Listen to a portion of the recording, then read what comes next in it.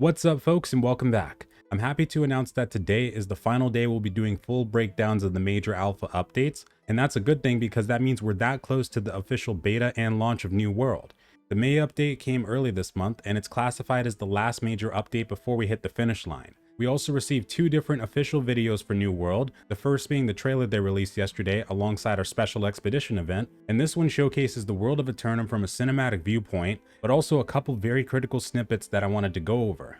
Firstly, we've got ourselves another cinematic shot of Chartis from the Lazarus expedition, and you can just see how in comparison to the players, this ultimate ancient guardian is huge. That's going to be an incredible fight for sure. Next to that, we've got ourselves the absolute first real look at the Queen herself. We all know who this is, and she's making her massive debut in Aeternum. Whether she'll be a part of an expedition or out in the open world remains to be seen, but she looks exactly like her concept art and we didn't see anything like her during the Reekwater preview event last year. And the highlight for me, which we've got some details to add on to later, is the Daughter of Darkness herself. Coming at us up close and personal and about to stomp that poor lady out while staring with those gorgeous glowing red eyes. Isabella. All the way back from first seeing this character in the Game Awards trailer of 2019 and not knowing if she would be an actual entity in New World, to now finally having the puzzle complete. I'm absolutely so ready for this. And in addition to this video, they also released another developer diary today alongside these patch notes. And Scott Lane talks about some of the progress they made during the course of the year. And one part specifically is where they briefly showcased the boss fight of Taxodius in the Garden of Genesis that I wanted to showcase.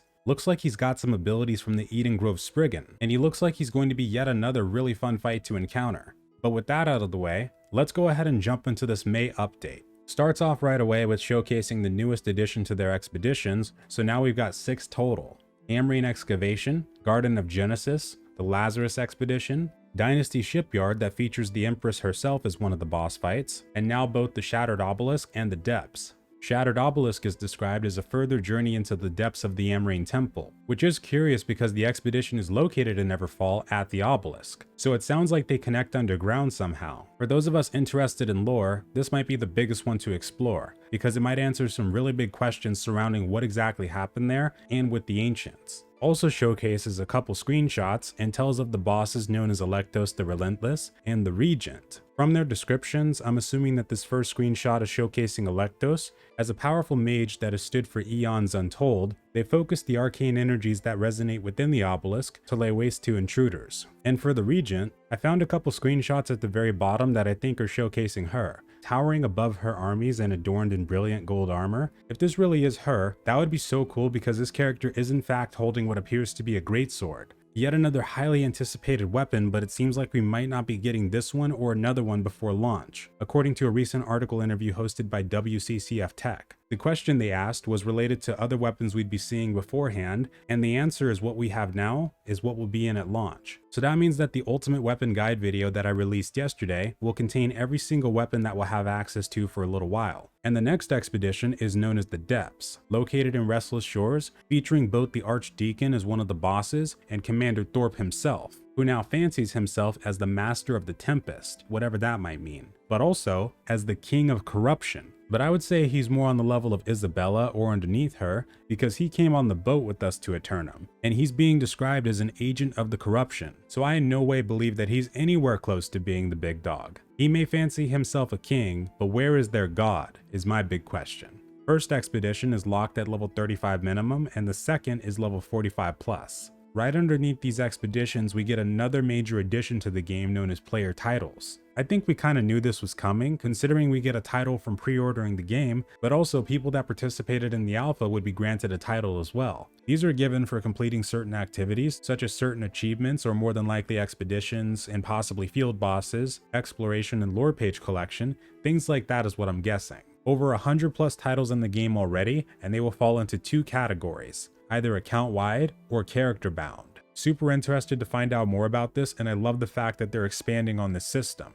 Next thing is we now have discoverable fast travel points. Fast travel points are locations that allow players to travel from location to location at the cost of Azoth. So as I understand this, we'll still be able to teleport from settlement to settlement, but in addition to that, we'll still find points of interest throughout the game we can teleport to as well, like maybe the entrance to an expedition or a field boss. For the general changes, we've got a couple different ones focusing on both the elite points of interest getting new enemy encounters, and the resources we gather getting remapped in every zone to better pair with player progression. So maybe we'll find gold, silver, star metal, wormwood, and things like that in completely different locations now. And also, corrupted breaches have been converted to elite content. I'm not sure how this is going to affect the difficulty, but it sounds like it will be more geared towards bigger groups, even when it comes to the regular corrupted portals.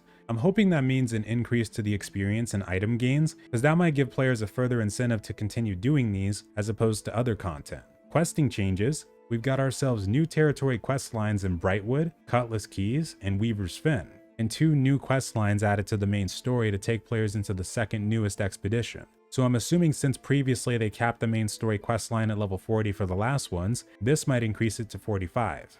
And faction control points have actually had a major change here, where solo players have an increased timer on capturing them from 1 minute all the way up to 5 minutes. That timer gets decreased with each additional player up to a full group of 5. But they've added participation limits to areas near the fort to ensure battles over faction control points doesn't hurt server performance. Now here's the thing with this. Territory faction wars are 50v50. A lot of people wanted these open world objectives to introduce bigger fights, or having a better reason to initiate bigger fights in the open world. Having it only be 25 per faction is really low in my opinion. That's 75 total. And that doesn't tell us how big the area of the radius will be. Because if it's just inside the fort that the cap comes into play, sure, that makes sense because it's such a condensed area. You can't exactly have 300 or 400 people all going at it in just that small fort. And I totally get the server performance part, but these servers are going to be housing thousands of players depending on what their new cap is going to be. As far as I remember, it could still be within the realm of 2,000 players or more. When they did the stress test before the preview and started to increase it, I don't think we got exact numbers.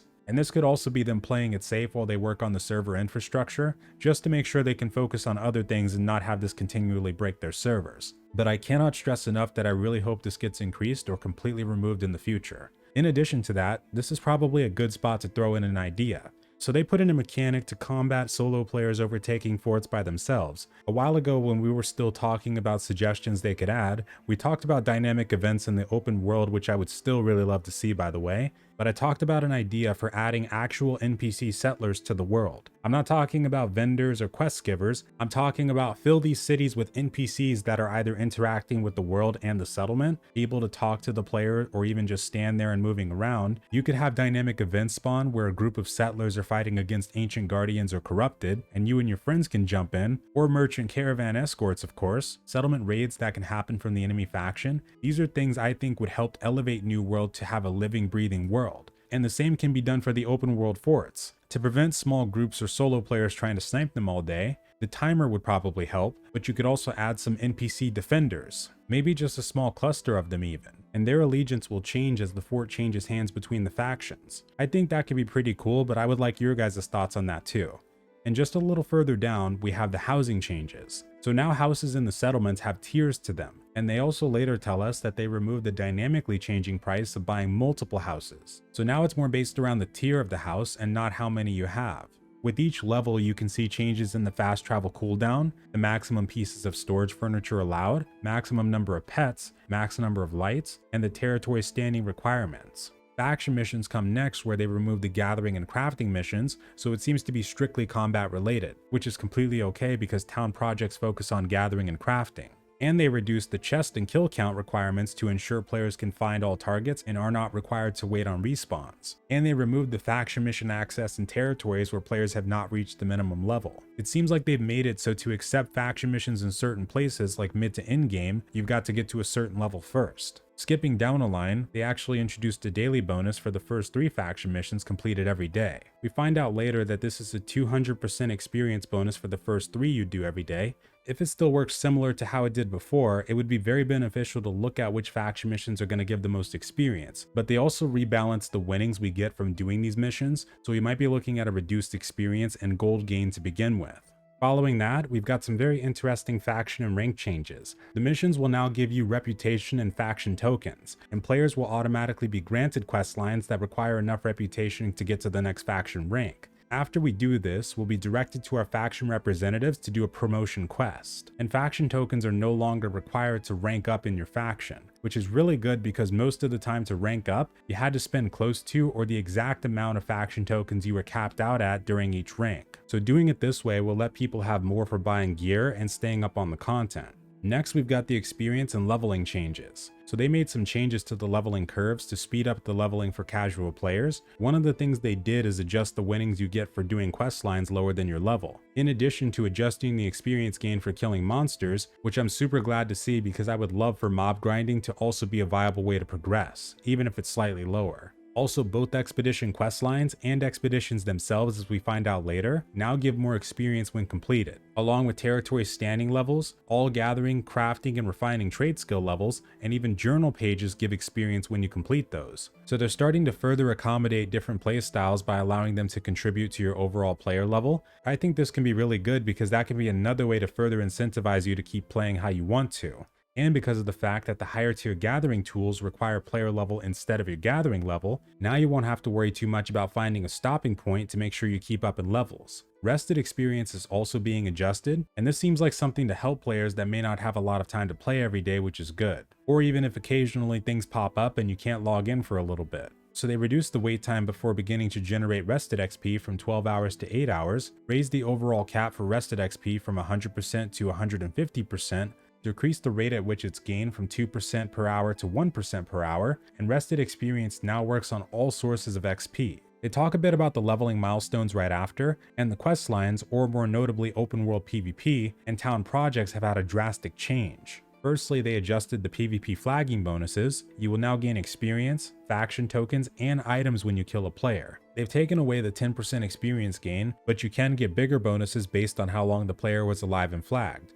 Now I can see two sides of this because you could totally partner with another faction and sit someone in a corner somewhere, leave them flagged for 6 hours and then farm them that way, but I think overall the good might outweigh the bad on this one. And the scaling of the bonuses might not even be that big to begin with, so we might not have anything to worry about there. Also says darkness events no longer give faction tokens, which I believe they mean corrupted portals, and town projects now have town maintenance that people can do. These are entirely separate projects that pop up after upgrades are already built, and alongside being available 24/7, these ones also give normal bonuses but no project points towards the building. This is another good change I'm really happy about, because one of the things I was always worried about is after all the building and upgrading is said and done, that's a mechanic that'll just be sitting there with future players not being able to take part in, unless the town gets beat by an invasion. Gold rebalancing is the next one, and they've added a maximum cap on personal player gold and put a gold cap on companies. I think the first one might be a way for them to try to control the economy, because after a while and when players start to amass millions and millions of gold, the value of a lot of things might start to fluctuate quite a lot. But for those of you worried, whenever you start to reach that cap, just start turning your money into assets. So buy high tier equipment or resources, keep those in the bank so that you can continue to reach that cap, but in reality, your net worth is much more. And players will now earn a large percentage of gold from quest lines, expeditions, wars, invasions, and the 3 daily bonuses from faction missions, but a smaller percentage from killing, regular faction missions, and the corrupted breaches. And skipping down, this is where they talk about the changes made to the house cost, and also the increase of the tax, along with the adjustment of the gold cost of repairs. Loot and gear has also had some interesting changes. We've got ones like a big increase on the cooldowns for chest drops and elite points of interest, the minor changes to the named weapon drops in the open world, along with the really cool change that affects weapon drops and rewards based off player progression. So this seems like if you specialize in sword and shield, every couple of levels you have a better chance of finding an upgrade. We also have new visual variety for the weapons and armor sets, which is always good, and they did change it to where if you drop an item, it's only visible to you and will disappear after 3 minutes. But they mentioned that if you do want to trade, the trading system will still let us do that. Tuning orbs is something new that they mention here. So these are items we can get either through expedition quest lines or craft at a stonemason bench, and this is what we can use to enter the new expeditions. They did this to adjust for the increased experience gain for the expeditions themselves, and both the high level and regular orbs will only have a limited amount of creations per week. This actually makes me wonder if these things are tradable. I can imagine so from the sounds of it, and it requires stonemasonry. And if it is, I think stonemasons are about to be bumped up pretty high on the supply and demand list. So alongside furnishing for the trophies and storage chest, I would totally consider looking into stonemasonry if you want to earn some money. Maximum gear score has also been reduced from the previous 650 down to 600. They adjusted the top level enemies to accommodate this change, alongside crafting and the end game. But that does make me wonder if we can get to max level gear from taking down the field bosses. I'm assuming we can. Crafting them seems like it'll be a little bit more difficult too, because to get the max level gear, you need to combine trophies, crafting armor, consumables, and advanced crafting resources alongside the town project buffs to make it happen. And speaking of crafting, next up is the crafting and gathering changes. The crafting armor that has perks related to it can now only come from the elite points of interest. So if you majorly do crafting, you might have to commission someone to go farm those, get your guild to help you, or buy them from the trading post or try to farm them yourself. And skipping down past these minor changes, they did make some changes to the dye system. They've added some more craftable dyes and dye pigments to the world to start with. Dye pigments are now going to come from a new plant called Prisma Bloom. And faction-specific dyes can now be purchased from each faction vendor. This one, on top of the armor visual updates that they've been doing, will allow you to get a lot more variety out of customizing your character. And I cannot wait to test this out. For the furniture section, they made some changes there too. Like how even though the system was functional, they weren't happy with some of the trends going on due to some issues. And so they made some adjustments. Starting with furniture having a limited number of recipes available to craft by default, the rest are available either as drops, like getting a full desk or a bed from a chest drop, and unlockable recipe schematics found in chests around the world. There's also minimum level restrictions to those, so you'll have to progress your character to get even more variety. And with house trophies, now we'll have to craft the baseline versions and then use the materials found in the open world to upgrade them into the higher tiers. And this is something that'll further elevate furnishers even higher from the sounds of it. For the UX and UI changes, we first have a new addition to the social menu. We access it by pressing H, and in this menu we can invite people to the party, direct message, challenge to duels, among other things as well. Having the ability to vote kick someone from a party is also being implemented, with a cooldown of 10 minutes between party kicks. Combat changes are what we'll finish off with the minor change to enemy AI, but also the addition of Isabella in the Dynasty Shipyard. So she will be joining the front lines as an enemy on the battlefield, which I am extremely excited for. But I would also love to see her in the open world or even other content in the future. I wouldn't want an expedition to be the only thing these characters are used for. Balance-wise, we've got some minor changes listed here dealing with the base damage, critical hit chance, and other statistics related to weapons, armor and block stability changes, among the section with the attributes. It looks like across the board with strength, intelligence, dexterity, and constitution, they've reduced some of the damage aspects overall, and they changed the rate how attribute points are gained leveling up. But we will still get 190 points in total by the time we reach level 60, with the rest of it coming from the gear. And then the very last part deals with the changes to the mana system, like increasing the base mana regeneration, changes to the consumables like reducing the damage bonus of the honing stone, which keep in mind consumables will be a very key part of success in just about any context, and the changes they made across the board to the weapons. These mainly deal with an increase to the base damage of their light and heavy attacks, and for certain ones it looks like they've increased the damage of several abilities.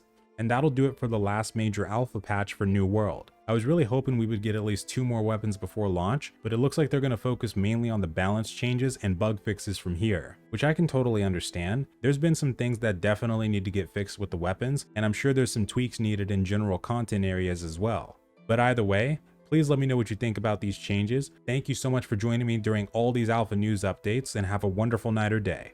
Farewell.